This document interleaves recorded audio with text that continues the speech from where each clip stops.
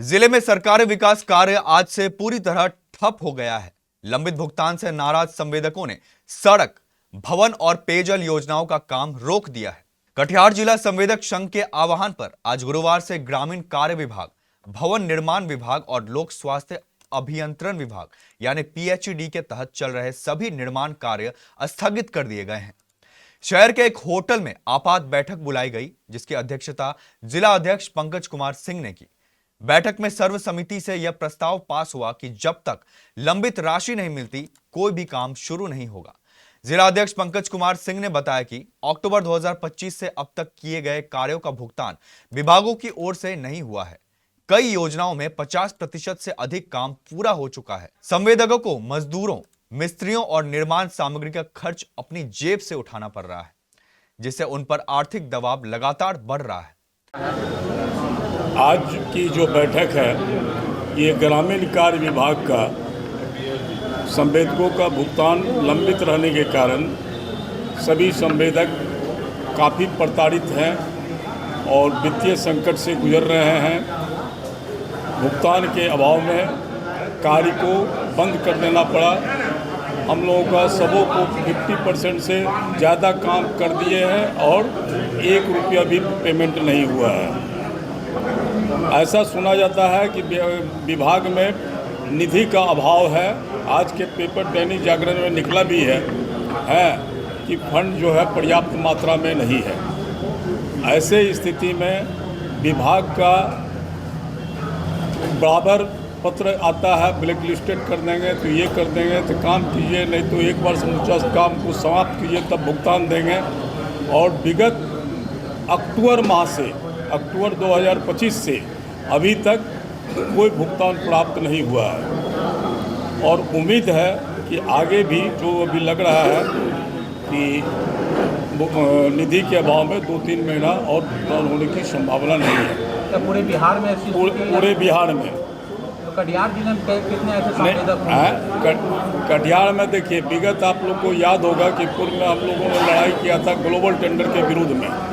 उस समय 40 करोड़ 50 करोड़ का एक ग्रुप बना करके काम हुआ। तो यहाँ मोटा मोटी तीनों डिवीज़न से हम समझते हैं 1200 करोड़ का काम हुआ क्या, और लगभग 50% संवेदक ने काम कर दिया है और भुगतान नहीं मिला है। अभी वर्तमान स्थिति ये है कि बहुत संवेदक का बैंक से सीसी में और ट्रांजैक्शन के अभाव में होल्ड लग गया है।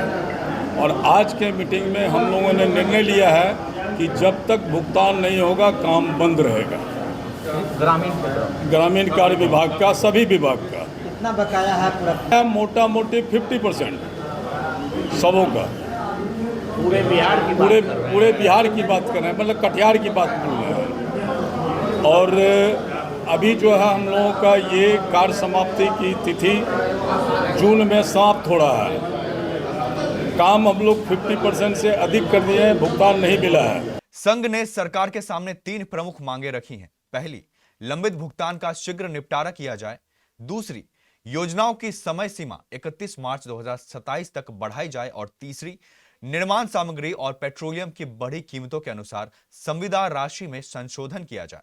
संघ ने साफ चेतावनी दी है कि अगर मांगों पर जल्द कार्रवाई नहीं हुई तो यह आंदोलन और व्यापक रूप लेगा। तो आज एकत्रित हुए हैं। बिहार सरकार में किसी भी कार्य विभाग में निधि की उपलब्धता नहीं है। ग्रामीण कार्य विभाग में चूँकि ज़्यादा काम है तो यहाँ संवेदकों का काफ़ी बकाया है। पूरे बिहार में लगभग 20,000 करोड़ रुपया कराए गए कार्य का भुगतान बकाया है सिर्फ एक विभाग में, ग्रामीण कार्य विभाग में। कटिहार को आप ले लीजिए तो यहाँ भी 800 करोड़ से कम का भुगतान बकाया नहीं है, सिर्फ एक विभाग में। इसके अलावे भवन प्रमंडल, उसके बाद पीएचईडी, हम सारे जितने भी कार्य विभाग हैं, जैसे बिल्डिंग कंस्ट्रक्शन कॉरपोरेशन है, BMSICL है, कहीं भी बिहार सरकार ने निधि देना बंद कर दिया।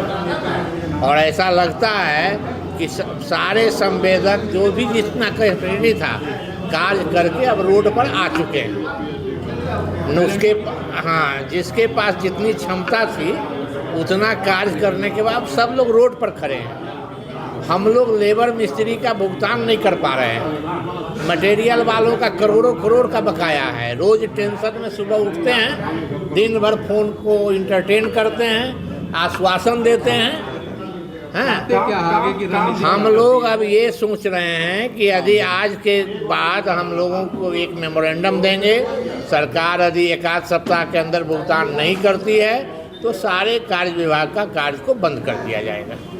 क्या नाम है? अब देखना यह होगा कि जिला प्रशासन और संबंधित विभाग इस मामले में कब तक कोई ठोस कदम उठाते हैं। फिलहाल जिले की जनता के लिए जरूरी विकास कार्य अधर में लटके हुए नजर आ रहा है।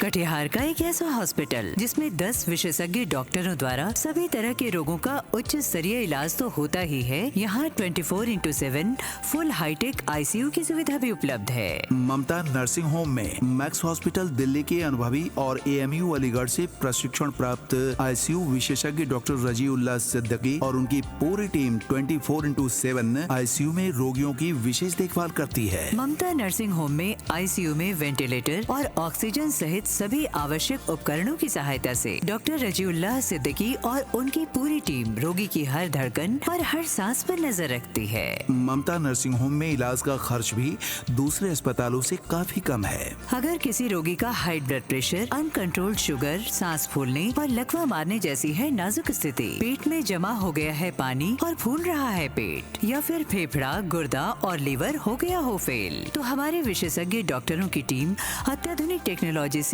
आपके इलाज और सेवा के लिए 24/7 है तत्पर। विशेषज्ञ डॉक्टर एवं अत्याधुनिक टेक्नोलॉजी से सुसज्जित कटिहार का एकमात्र हॉस्पिटल ममता नर्सिंग होम, मनिया पुल के पश्चिम नियर सुर तुलसी कॉलेज, डेहरिया भट्टा, कटिहार।